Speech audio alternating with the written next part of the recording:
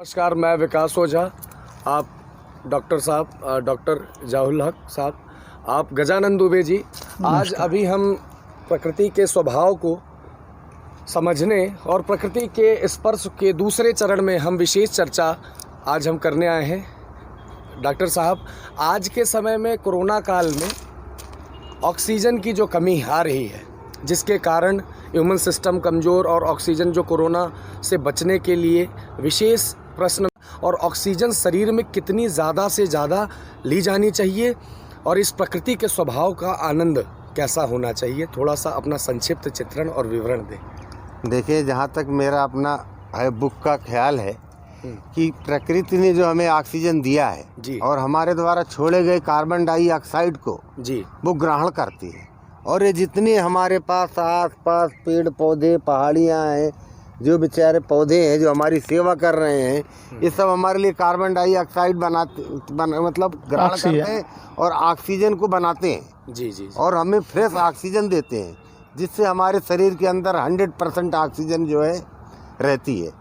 Corona काल में oxygen की लेवल को कम होने की वजह से, जिसका ऑक्सीजन लेवल 90 से कम आता है, उसको हम कोविड में डिसाइड करते हैं, यानी कोविड पेशेंट है। अच्छा। और उसकी वजह से उसको ऑक्सीजन के लिए हम बाहर से ऑक्सीजन की हमें ज़रूरत पड़ती है और ऑक्सीजन देना पड़ता है जी, और साथ में उसको कुछ दवाएं देनी पड़ती है कि जो उसके ऑक्सीजन को फेफड़े को फैला दे और ऑक्सीजन उसके शरीर के अंदर पूर्ण रूप से 100% जाने शुरू कर दे। इसके लिए हमें प्रकृति का जितना भी धन्यवाद करें उतना कम है कि ये प्रकृति हमारे जीवन के लिए जो ये पेड़ पौधे जो भगवान ने दिए हैं, इसका हमें फुल उपयोग करना चाहिए जी, और अपनी ज़िंदगी का थोड़ा सा समय निकालकर इन पेड़ पौधों के बारे में, जो हमारे जीवन रक्षक हैं, इनके बारे में हमें ज़रूर ज्ञान हासिल करना चाहिए। बहुत बढ़िया।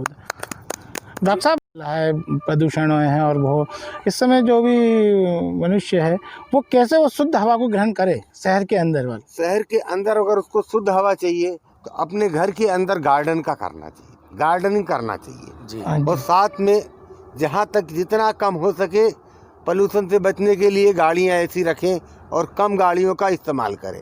जहाँ तक इलेक्ट्रिक व्हीकल हो सके तो इलेक्ट्रिक व्हीकल का इस्तेमाल करें या एलपीजी जो चलती हैं आजकल, उनका इस्तेमाल करना चाहिए। साथ में जो डीजल गाड़ियाँ हैं, ये ज़्यादा पोल्यूशन फैलाती हैं, जो हमारे शरीर के लिए बहुत ज़्यादा हानिकारक है।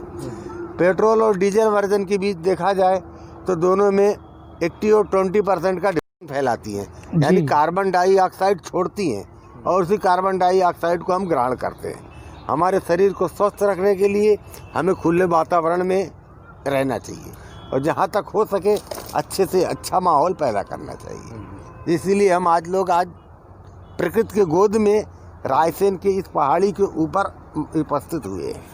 डॉक्टर साहब, मेरा एक छोटा सा प्रश्न यह है कि ऑक्सीजन की कमी होने की वजह से फेफड़े जैसा आपने बताया कि फेफड़े बिल्कुल जाम हो जाते हैं और ऑक्सीजन का लेवल शरीर में काफ़ी ज़्यादा कम हो जाता है। हार्ट फेलियर्स के भी केसेस बहुत ज़्यादा आ रहे हैं, तो इसकी भरपाई कैसे की जाए? इसकी भरपाई करने के लिए हमें जहाँ तक हो सके कुदरत के द्वारा दी गई हुई नेचुरल चीज़ों का इस्तेमाल करना चाहिए। साग सब्जियों का, जिसमें जो है मतलब प्रोटीन हो और फैट कम से कम हो, और साथ में जो है ऑयली चीज़ बिल्कुल नहीं लेना चाहिए, नॉन वेज नहीं खाना चाहिए, जो हमारे बदन बॉडी के अंदर कोलेस्ट्रॉल जो है ना जमा करे। हमारे हार्ट के अंदर जो है बारीक बारीक आर्टरीज और धमनियाँ होती हैं, वेन होती हैं, जो हार्ट को खुद सप्लाई करती हैं। उसके अंदर कोलेस्ट्रॉल जाम होने की वजह से, मान लीजिए जैसे किसी हार्ट की आर्टरी की साइज 10 mm है, अब उसके अंदर कोलेस्ट्रॉल जाम हो गया तो 7 mm तक जब तक वो कोलेस्ट्रॉल जाम हुआ तो 3 mm उसको जो सप्लाई करता रहा, लेकिन जब वो 3 mm भी जाम हो जाता है तो उस वक्त हम कहते हैं कि हार्ट अटैक आ गया। हार्ट अटैक कोई बीमारी नहीं होती, उस प्रॉपर एरिया के मतलब हार्ट के उस प्रॉपर एरिया में ब्लड के ना जाने की वजह से वहाँ की मसल डेड होता है, कोई हार्ट अटैक कहते हैं। इससे बचने के लिए हमें नेचुरल की तरफ आना पड़ेगा। बहुत बहुत धन्यवाद। आज हमें काफ़ी ज़्यादा जानकारी मिली जिससे हम कोरोना से लड़ने की एक अच्छी क्षमता और एक नया विशेष ज्ञान प्राप्त हुआ कि प्रकृति की गोद में रह करके नई ताज़ी हवाओं का सेवन जितना अत्यधिक किया जाए उतना कम है। डॉक्टर साहब, आपने अपना अमूल्य समय दिया, इसके लिए मैं विशेष धन्यवाद करता आपको हूँ। धन्यवाद, और बहुत-बहुत गजानन जी, धन्यवाद। आपको भी मैं विशेष धन्यवाद करता हूँ। साथ ही साथ मैं अपने कैमरामैन अनुपम तिवारी जी को भी विशेष धन्यवाद करता हूँ। जय जय श्री राम।